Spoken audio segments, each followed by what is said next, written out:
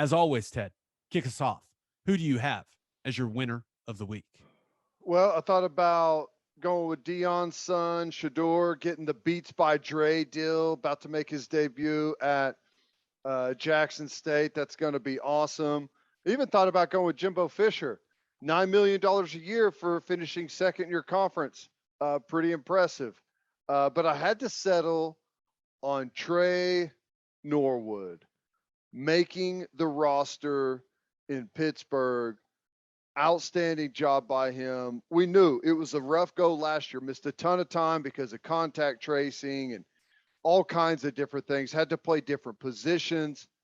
But a football player is a football player. You can throw him at corner, you can play him at nickel, safety, all of your special teams. So to hear that he made the team, hear the special teams coach talk about he threw him in a bunch of different spots and he didn't blink. What do you say? Tell them to cut off his eyelids or something like that because you can't blink. And does not seem like good advice. No, but I thought that was awesome. Caught some people by surprise, myself included, whenever he opted to head to the NFL. But, we watched him there on Pro Day, and we're talking about the fact that he's a football player. And you can't just really look at his times, his numbers. You got to go dig kind of deep into his story, and you'll find that you've got a great player there that's had some really hard circumstances. Yeah. Good player, battled through adversity. I love when the OU guys make the team. That brought a smile to my face. So fired up for Tre Norwood, and he's going to get some time, man. I mean, they're going to put him on the feet. They're going to put him on the field and some of that dime package stuff. I think we're going to see some Norwood out there, and he'll be on all the special teams units, I'm guessing, Ted. So Fired up for him. That is a big deal. Welcome to the league, Tre Norwood. That a boy. It's awesome. I mean, he didn't just make the team, like the practice squad, to make the 53. Like that is awesome. You're going to be asked to do some stuff. So really amped up for him. Yeah. All right. Who do you have as your loser of the week?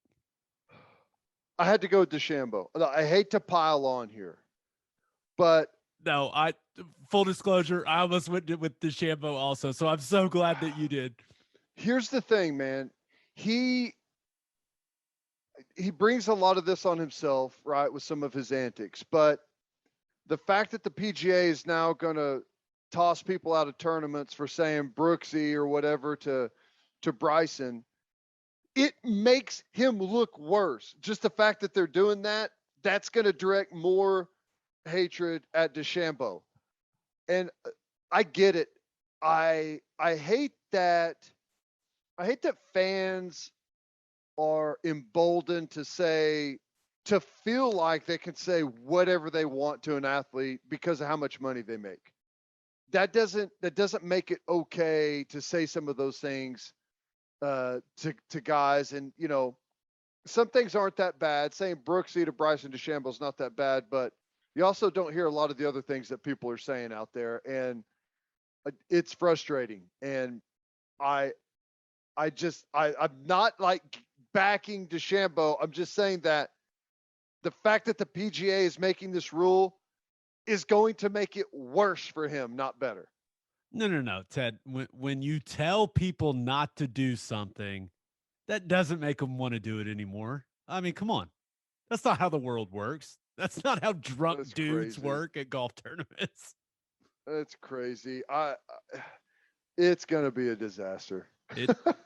It brings me back, and I know I'm not the only one that's had this idea over the years, but it brings me back to my coupon system.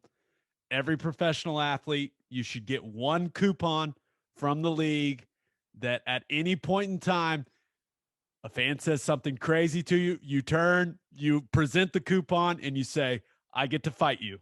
Right. Once a year. I hate it. It's the kind of same thing with the Mets deal. Like, everyone thinks that they should be able to scream whatever they want at players, say some of these most horrible things.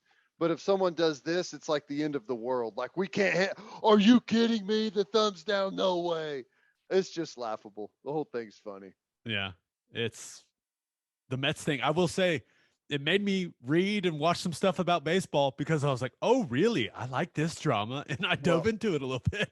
I thought about putting the Mets in there because their GM DUI 4:15 in the morning on Tuesday. That just throwing more, gas on the fire. Who gets a DUI at 4:15 on a Tuesday? Golly. All right, for my winner of the week, thought about going with Mac Jones. Man, big time, right? Patriots cut Cam Newton. Bill Belichick continues to be an absolute savage. And now Mac Jones is the guy in New England. And Teddy, I feel like you called this, man. When Cam missed those practices, you and I kind of threw some hits out there. We were like, oh, he's done. And Cam was. And I do think Mac Jones is a better player.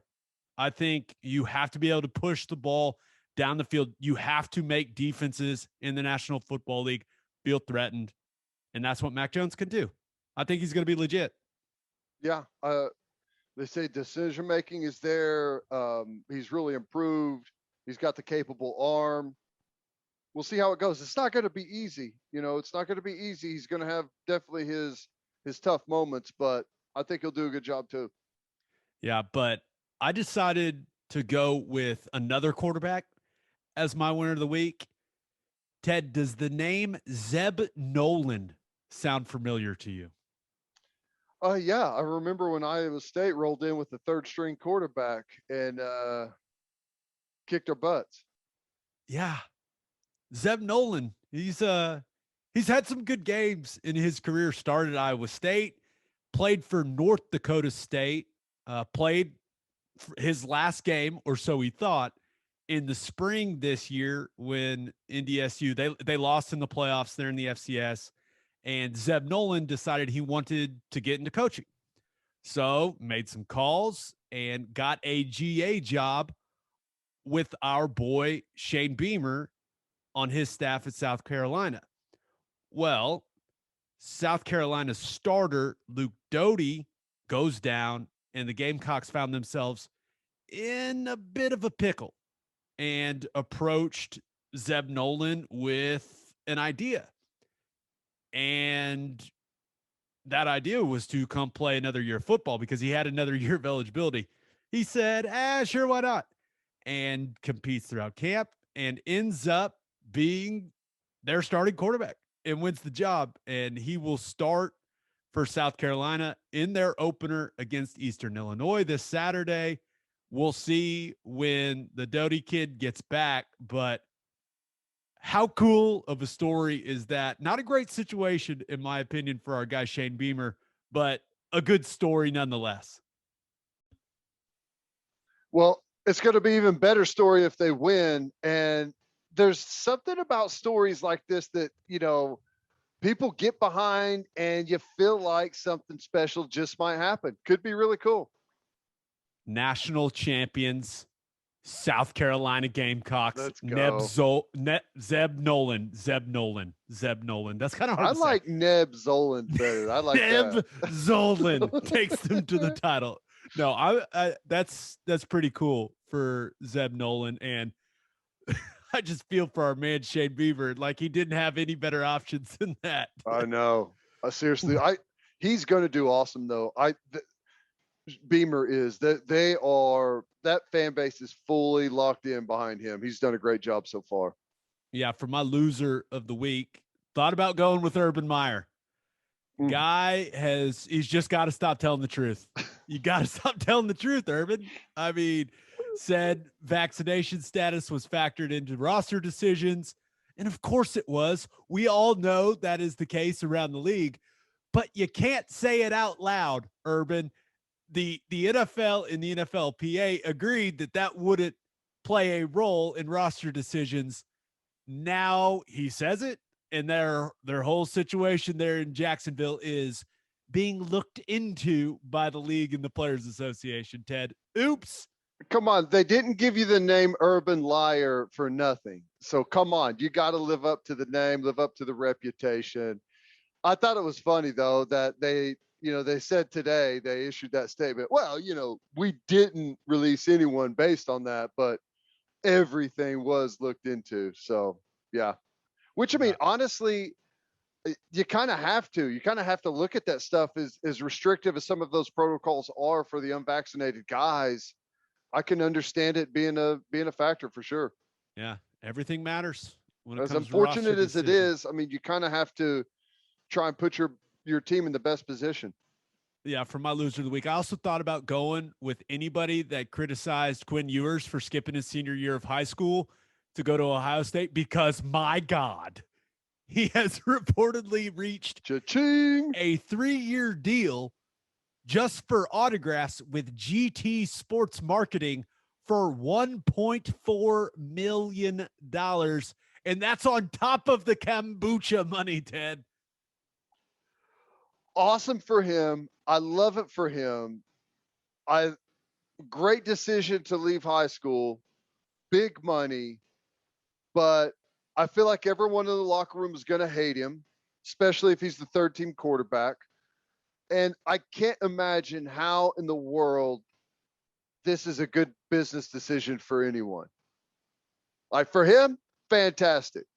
But is anyone really going to get that is a massive risk on a huge unknown. I think CJ Stroud's going to kill it this year. Maybe Quinn Ewers ends up being better. Like the one thing I keep reminding myself is, okay, what happens if he's the next Trevor Lawrence? Because remember, number one quarterback in the country, what happens if he's the next Trevor Lawrence? What happens if he lives up to his recruiting ranking, all that stuff? If he ends up being that, if he ends up being the number one pick in the draft, then this was a great investment for GT Sports Marketing. But like you said, that's a big if. But, I mean, we'll see. Once again, hey, it's not his problem. Not his problem. Right. Not my money. But for my loser of the week, and it has a lot to do with you, Teddy. I'm not going to lie, because my loser of the week, the Detroit Lions. Now, we both played for the organization, and thank you to the Lions for giving us the opportunity. But they blew their chance of them being Teddy Lehman's favorite team in the history of the National Football League. Because Tuesday, they released both of the kickers they had on their roster, Randy Bullock and Zane Gonzalez. And for about 24 hours, we all thought that maybe Dan Campbell just might be crazy enough to go without a kicker. Like maybe he's just crazy enough to do it. And I thought that would fulfill a lifelong dream of yours, Ted. I don't know anyone that despises kickers quite like you do. I have to assume you enjoyed the hell out of those 24 hours. Maybe the Lions would have just gone for 2 every time that was being discussed. But then Wednesday, they claim our man, Austin Seibert, off of waivers. He is the new kicker for the Detroit Lions. I was heartbroken for you. I was excited for our man Seibert, but at least your dream died because of an OU guy. Yeah, that was a little bit of a bonus, and it came right after I was moved to tears last week whenever was it the Texans had a defensive back kickoff. Yeah, the Reed guy, and he was he's good. Yeah, he's actually good. I cried myself to sleep with how awesome that was, seeing a defensive guy out there playing kickoff. Which, a funny story, I played soccer all the way through high school, had a pretty good leg, and I almost had Brent Venables convinced that I should kick off because no one accounts for the kicker in blocking their kickoff return, and I would be able to run down unblocked and make every single tackle. He honestly was like, that's the greatest idea I've ever seen. So it was awesome, but congrats to Seibert. That was great. I thought Campbell's like, we don't need no damn kickers on this football team. Kickers aren't players. We don't need those guys. I loved how people were like, well, if anyone would do it, Dan's the guy. I mean, it's like, hey, You have a defensive guy kick off and just go for 2 every time. You get yourself an extra tight end, Dan, on the roster. Yeah, and you just find someone that can boot it. Find a Teddy Lehman. That's it.